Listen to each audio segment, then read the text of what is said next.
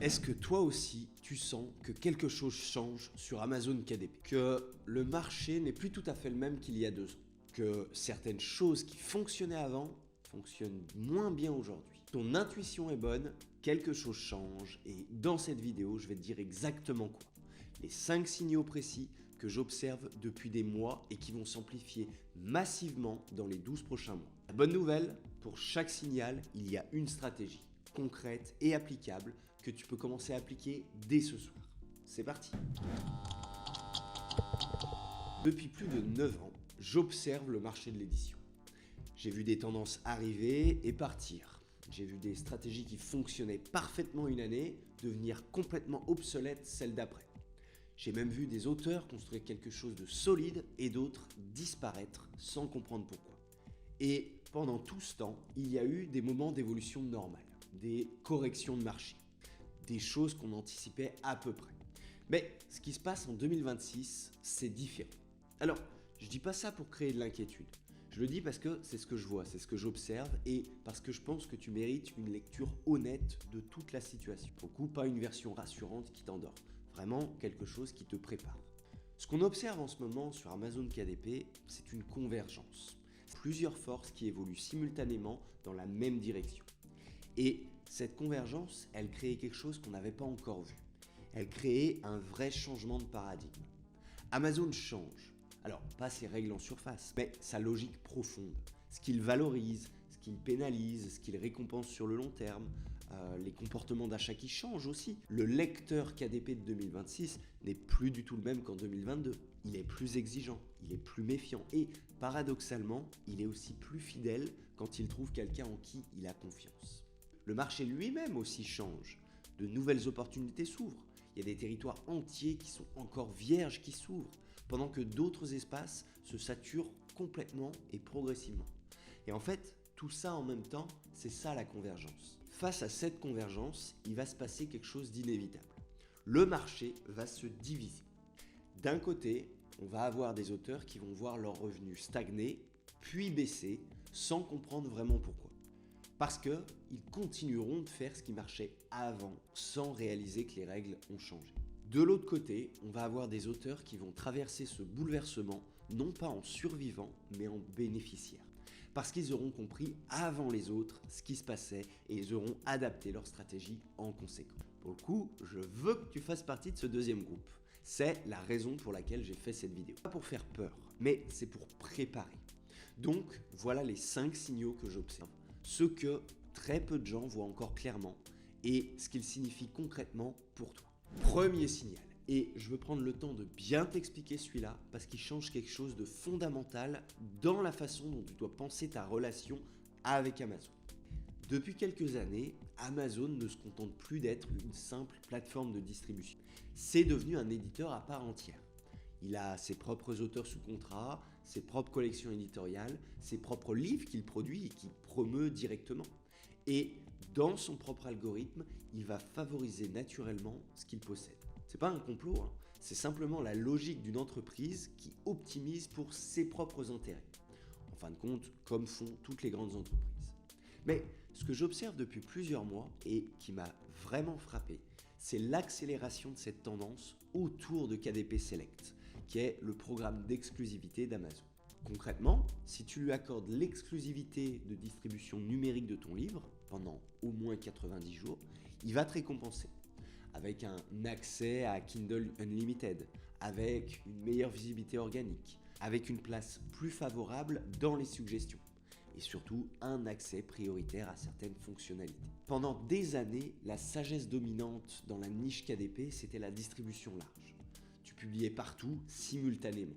Tu publiais sur Amazon, sur Kobo, Apple Books, Google Play, bref, en partant du principe que plus tu avais de points de distribution, plus tu avais de chances de vendre. Et cette logique, elle était juste. Et elle l'est peut-être encore pour certains profils. Mais pour le coup, ce que je vois aujourd'hui, c'est que cette stratégie, elle perd progressivement de son efficacité sur Amazon spécifiquement. Parce que les livres qui sont inscrits dans le programme KDP Select bénéficient d'une attention algorithmique que les autres livres n'ont plus tout à fait. Et Amazon étant de loin la plus grande librairie numérique du monde, ce qu'il te donne ou ce qu'il te retire a des conséquences réelles sur tes revenus. Alors, ce que je veux te laisser sur ce premier signal, c'est moins une règle absolue qu'une question à te poser honnêtement. Si tu regardes tes données de vente et que 80% de tes revenus viennent d'Amazon, les 20% restants sur les autres plateformes valent-ils la perte de visibilité que te coûte l'absence de KDP Select? Ce calcul, pour le coup, beaucoup d'auteurs ne l'ont jamais vraiment fait. Et pour ceux qui l'ont fait ces derniers mois, les conclusions ont été assez surprenantes. Parce que Amazon joue pour lui-même. La vraie question, c'est de savoir si tu joues avec lui ou contre lui sans t'en rendre compte. Deuxième signal, celui-là, il concerne directement la viabilité économique de ce que tu construis. Pendant longtemps, la logique dominante sur le format broché, c'était simple. Tu minimisais ton prix de vente pour rester compétitif. Pour le coup, tu acceptais une marge nette qui était très faible, enfin qui était plus faible par unité vendue, et tu compensais par le volume de vente. Donc plus tu vendais, plus tu gagnais. La marge, elle était un peu serrée, mais si tu vendais suffisamment, ça fonctionnait. Le problème, c'est que ce modèle, il était viable dans un marché où le volume était accessible. Où publier un livre sur une bonne niche suffisait à générer un flux régulier de ventes organiques. Où la concurrence n'était pas encore au niveau où elle l'est aujourd'hui. Et bien, ce marché-là, il s'est transformé. Aujourd'hui, quand tu publies un livre broché, donc un livre papier sur KDP, tu fais face à quelque chose que beaucoup d'auteurs, si ce n'est la majorité, n'ont pas encore vraiment mesuré. Ton coût d'impression est déterminé par le nombre de pages, le format, la couverture, si c'est en couleur ou en noir et blanc, etc. Ça, c'est quelque chose de fixe, ok? Ça ne baisse pas. Et ta marge nette, une fois que KDP a pris sa part et que l'impression est déduite, est souvent bien plus faible qu'on ne l'imagine au départ. Ce que j'observe chez les auteurs qui construisent quelque chose de solide en 2026, c'est qu'ils ont fondamentalement changé leur façon de penser le prix. Ils ne posent plus la question de comment être le moins cher de ma niche. La question a changé. Ils se posent la question de comment justifier un prix qui me laisse une vraie marge de manœuvre pour investir dans la qualité, dans la publicité et dans le développement de mon catalogue. Et ce changement de question, il produit des résultats qui sont surprenants. Parce que le lecteur qui achète un livre broché en 2026 n'est pas nécessairement celui qui cherche le prix le plus bas. Il cherche quelque chose de différent. Quelque chose qui lui semble valoir son argent. Quelque chose dont la couverture, le titre, la description et le positionnement lui disent « Ce livre a été conçu avec soin par quelqu'un qui sait de quoi il parle ». Un livre broché bien positionné à 16 ou à 18 euros, voire plus, avec une couverture professionnelle et surtout une promesse claire, il peut très bien concurrencer un livre broché à 10 euros dans la même niche. Parce que le prix plus élevé ne fait pas fuir le bon lecteur. Un prix plus élevé fait fuir le lecteur qui n'est pas vraiment ta cible. Celui qui achète impulsivement sans vraiment lire la description. Celui qui va te laisser une étoile parce que le livre n'a pas répondu à ses attentes qui étaient vagues. Ce que ce signal il implique concrètement, c'est de regarder honnêtement ton modèle économique actuel. Pour chaque livre que tu vends, quelle est ta marge nette réelle après impression et commission KDP? Est-ce que ce chiffre te permet d'investir sérieusement dans les prochaines publications? Est-ce qu'il te laisse une marge pour faire de la publicité sans risquer de vendre à perte? Si la réponse à ces questions te met un peu mal à l'aise, c'est probablement le signal qu'il est temps de reconsidérer ton positionnement. Non pas pour augmenter ton prix arbitrairement, mais pour construire une offre dont la valeur perçue justifie naturellement un prix qui te permet de travailler dans de bonnes conditions. Les auteurs qui vont prospérer en 2026, ce ne sont pas ceux qui auront les prix les plus bas. Ce sont ceux qui auront construit la justification de valeur la plus solide possible. Troisième signal. Celui-là, c'est une opportunité massive que la quasi-totalité des auteurs KDP francophones n'ont pas encore saisie. Laisse-moi te poser une question. Quand tu penses à ton marché, à qui tu écris, quelle image te vient spontanément en tête? Probablement celle d'un lecteur français, enfin du moins quelqu'un qui vit en France, qui achète sur Amazon FR, qui cherche des livres en français. Et cette image, elle est naturelle, mais elle est incomplète. cette incomplétude, elle te coûte probablement beaucoup plus que tu ne le réalises. Parce que le français, ce n'est que la 5e langue la plus parlée dans le monde, avec plus de 300 millions de locuteurs qui sont répartis sur 5 continents. La Belgique, la Suisse, le Canada, le Québec en particulier, un marché de lecteurs qui est particulièrement actif. Et surtout, l'Afrique francophone, un continent de plus d'1 milliard de personnes, dont une part croissante accède à Amazon, dont une part croissante achète des livres numériques et des livres brochés, et dont une part croissante cherche du contenu de qualité en français. Ce marché, il existe, il est réel, il est en croissance et presque personne dans la niche KDP francophone ne le cible consciemment. Alors, pas parce que c'est difficile, parce que personne n'y a vraiment pensé. Ce que j'observe depuis quelques mois chez les auteurs qui commencent à regarder leurs données de vente par pays, c'est souvent une petite surprise. C'est des ventes en Belgique, c'est des ventes au Canada, c'est des ventes qui arrivent naturellement sans aucun effort de ciblage spécifique. Juste parce que le livre existe en français sur une plateforme mondiale. Alors imagine ce qui se passerait si tu ciblais consciemment ces marchés, si tes campagnes publicitaires incluaient ces pays, si ta description était conçue pour résonner avec un lecteur africain autant qu'un lecteur parisien, si tu comprenais les nuances culturelles qui rendent un livre pertinent au Québec autant qu'en France. C'est pas un travail colossal pour le coup, c'est juste un changement de perspective. C'est un élargissement du regard qui peut transformer significativement le potentiel de chaque livre que tu publies. Et ce qui me frappe le plus dans ce signal, c'est le timing. Le marché africain francophone est en train de s'équiper en smartphone, en accès Internet, en moyens de paiement numérique. Les comportements d'achat en ligne sont en train de s'installer. Et les habitudes de lecture numérique suivent. Dans 5 ans, imaginons dans 5 ans, ce territoire ne sera plus vierge. Les auteurs qui s'y positionnent aujourd'hui auront une longueur d'avance considérable sur ceux qui attendront. Et comme toujours, avec les nouvelles frontières, les premiers arrivés sont ceux qui en bénéficient le plus. Ce signal, il n'appelle pas à tout changer du jour au lendemain. Il appelle simplement à élargir ta vision de qui est ton lecteur et à réaliser que le marché francophone est bien plus grand que les frontières de l'Hexagone. 4e signal qui va à l'encontre d'une tendance qu'on a tous observée et parfois intégrée dans notre façon de travailler. Depuis plusieurs années, le marché KDP a été dominé par une logique de format plutôt court. Des guides pratiques de 50 à 80 pages. Des livres qui étaient pensés pour être consommés rapidement, très rapidement. Des contenus condensés qui promettent l'essentiel sans les détails. Et cette logique, elle avait une vraie justification à l'époque. Le lecteur numérique est pressé. Il est pressé et il veut des réponses rapides. Il n'a pas le temps de lire 300 pages sur un sujet. Et cette tendance, elle a produit quelque chose que je n'avais pas vraiment anticipé dans toute son ampleur. Elle a progressivement banalisé le contenu.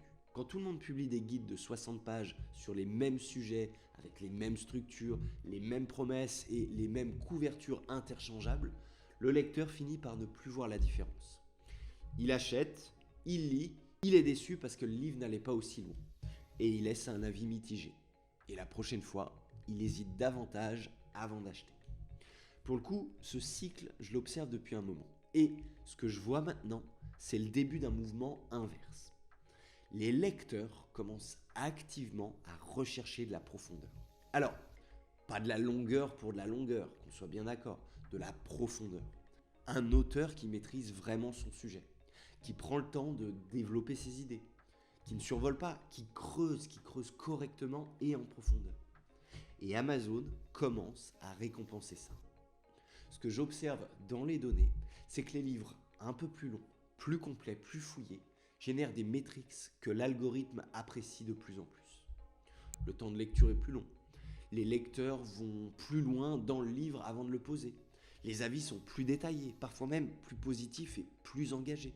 Et ces signaux, l'algorithme, il les lit. Amazon veut être une librairie de référence, pas une benne à contenu jetable.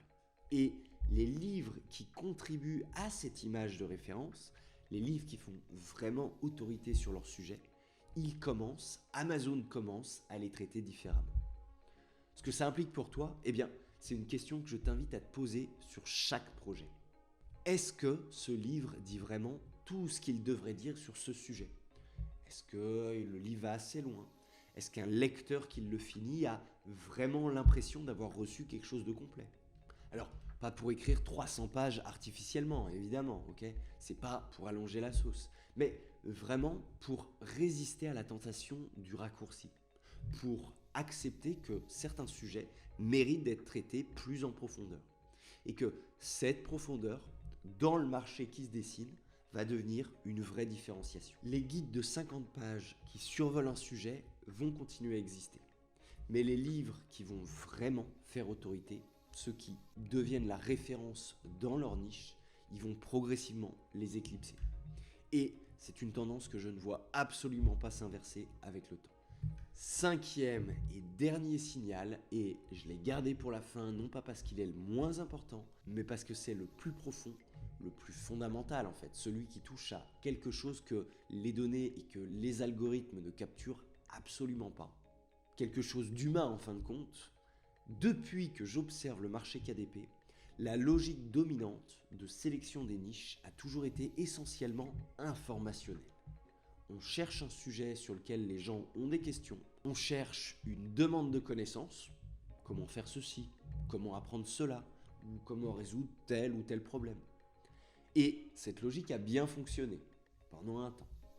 Mais quelque chose est en train de changer dans ce que les lecteurs cherchent vraiment quand ils ouvrent un livre. Ce que j'observe et ce que les données de vente commencent à confirmer, c'est que les niches qui explosent en 2026 ne sont pas uniquement celles qui répondent à des questions pratiques. Ce sont celles qui répondent à des besoins émotionnellement profonds.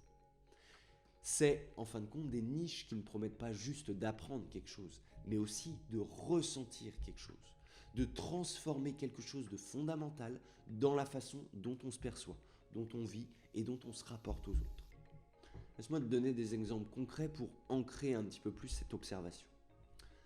Un livre sur la gestion du temps, c'est une niche informationnelle classique, d'accord, qui répond juste à la question comment être plus productif. Un livre sur la façon de ne plus se sentir dépassé par sa vie, de retrouver un sentiment de contrôle et de sérénité face au chaos du quotidien, ça c'est une niche émotionnelle. Parce que ce livre-là répond à quelque chose de bien plus profond que la productivité. Il répond à une douleur existentielle que des millions de personnes vivent chaque jour sans l'avoir formulée clairement. La différence entre ces deux livres, elle n'est pas tant dans le contenu, elle est dans l'angle d'attaque, dans la promesse, dans ce que le lecteur ressent quand il lit la description. Et ce que je vois de plus en plus clairement, c'est que ce deuxième type de livre convertit mieux, génère des avis plus engagés et crée aussi des lecteurs plus fidèles. Parce qu'il touche à quelque chose que le premier livre ne touche pas. Il touche à l'identité, à la façon dont le lecteur se voit, à ce qu'il aspire à devenir. Ce mouvement vers les niches émotionnelles, il est en partie une réponse à la saturation du contenu informatif pur. Quand tout le monde publie des guides pratiques sur les mêmes sujets, surtout si c'est fait à l'IA et que tous les livres se ressemblent, le lecteur finit par ne plus chercher de l'information parce qu'il en a suffisamment. Ce qu'il cherche, c'est de la transformation. C'est une transformation qui commence à l'intérieur avant de se manifester à l'extérieur. Et les auteurs qui ont compris ça, ceux qui ont appris à identifier non pas juste les questions que se posent leurs lecteurs, mais les émotions qu'ils vivent, les peurs qu'ils portent, les espoirs qu'ils osent pas toujours formuler, ces auteurs construisent quelque chose de différent. Quelque chose de beaucoup plus difficile à copier et implicitement quelque chose de plus durable. Parce qu'un contenu informatif peut être remplacé. Un contenu qui touche vraiment à ce qu'une personne ressent profondément, celui-là, il laisse une trace. Alors, ce que ce signal t'invite à faire, c'est pas de tout remettre en question dans ta façon de choisir tes sujets. C'est simplement d'ajouter une nouvelle question à ton processus. Pas seulement de quoi ont besoin mes lecteurs, mais aussi qu'est-ce qu'ils ressentent vraiment et qu'est-ce qu'ils espèrent ressentir après avoir lu ce livre. Parce que cette question, elle peut transformer complètement l'angle d'un livre. Son titre, sa promesse, la façon dont il résonne avec ceux pour qui il a été écrit. Et dans un marché de plus en plus saturé d'informations, Cette capacité à toucher à quelque chose d'émotionnel et de profond va devenir tout simplement l'avantage compétitif le plus difficile à imiter et donc aussi le plus précieux. Voilà les 5 signaux. Alors, je veux prendre un petit moment avant de conclure parce que je pense qu'il y a quelque chose d'important à dire sur ce que ces 5 signaux représentent ensemble. Pris isolément, chacun d'eux est une information utile. C'est quelque chose à intégrer, une variable à ajouter à ta réflexion. Mais ensemble, ils racontent quelque chose de plus grand. Ils racontent la fin d'une certaine façon de faire de l'auto-édition, celle qui reposait sur le volume, sur la rapidité, sur la surface, sur la quantité comme substitut à la qualité. Et l'émergence d'une autre façon, plus lente peut-être, plus exigeante certainement, mais infiniment plus solide sur le long terme. Celle qui repose sur la profondeur, sur la cohérence, sur la compréhension réelle de ce que les lecteurs cherchent aujourd'hui et maintenant, sur des livres qui laissent des traces. Ces changements, ils ne vont pas toquer à notre porte demain matin, ok ? Le marché ne va pas basculer du jour au lendemain. Les livres de volume vont continuer à se vendre pendant un moment encore. Et certains auteurs qui appliquent les anciennes méthodes vont continuer à avoir des résultats corrects pendant encore quelques temps. Mais la direction, elle est claire et elle ne va clairement pas s'inverser. Ce que j'ai appris en 9 ans sur ce marché, c'est qu'il vaut toujours mieux s'adapter 6 mois trop tôt que 6 mois trop tard. Parce que quand les changements deviennent évidents pour tout le monde, il est souvent déjà trop tard pour prendre une vraie longueur d'avance. Les auteurs qui vont traverser ce bouleversement en bénéficiaires, ce ne sont pas ceux qui ont le plus de talent. Ce n'est pas forcément ceux qui auront le plus d'expérience. Ce sont ceux qui vont voir les signaux avant les autres et qui vont adapter leur stratégie avant que tout le monde ne soit obligé de le faire. Toi, tu regardes cette vidéo, tu vois ces signaux. Donc, tu as maintenant une longueur d'avance. La question qui reste, et c'est la seule qui compte vraiment, c'est ce que tu vas en faire. On arrive à la fin de cette vidéo et j'espère sincèrement que tu repars avec quelque chose de plus qu'une simple liste de signaux à retenir. Que tu repars avec une vision différente de ce qui peut se construire autour de toi. Et peut-être même avec un peu plus de clarté sur ce que tu veux construire. N'hésite pas à me dire en commentaire lequel de ces 5 signaux t'a le plus parlé. Ou celui qui t'inquiète, ou celui qui t'excite, etc. Tu le sais, je lis chaque réponse sans exception. Et surtout, les retours m'aident à comprendre où en est vraiment la communauté, ce dont elle a besoin et ce sur quoi je dois aller plus loin en termes de vidéos. Bien, maintenant, évidemment, le moment que vous attendez tous, pour finir, le traditionnel tirage au sort. Chaque semaine, je fais gagner 1 heure de coaching privé avec moi. On prend un de ces 5 signaux, celui qui te concerne le plus directement actuellement, et on regarde ensemble ce que ça implique concrètement pour ton business. Pour ton business, pour tes livres, pour ta stratégie dans les 12 prochains mois. Donc, le grand gagnant de cette semaine est, roulement de tambour, tadam! Félicitations à toi, bravo. Tu peux me contacter directement à l'adresse mail qui s'affiche juste ici pour qu'on puisse se réserver une date et travailler ensemble. Pour les autres, pas de panique, à chaque nouvelle vidéo, une nouvelle heure de coaching est remise en jeu. Ça recommence de zéro et littéralement tout le monde a sa chance. Pour participer, c'est ultra simple. 1. Tu t'abonnes à la chaîne si ce n'est pas encore fait. 2. Tu mets un like à cette vidéo. Et 3. Tu laisses un commentaire, n'importe lequel. Un signal qui t'a marqué, une question, une réaction, vraiment tout compte, d'accord ? Et ton nom entre automatiquement dans le prochain tirage. Allez, on se retrouve très vite et d'ici là, tu sais ce que tu as à faire. Salut !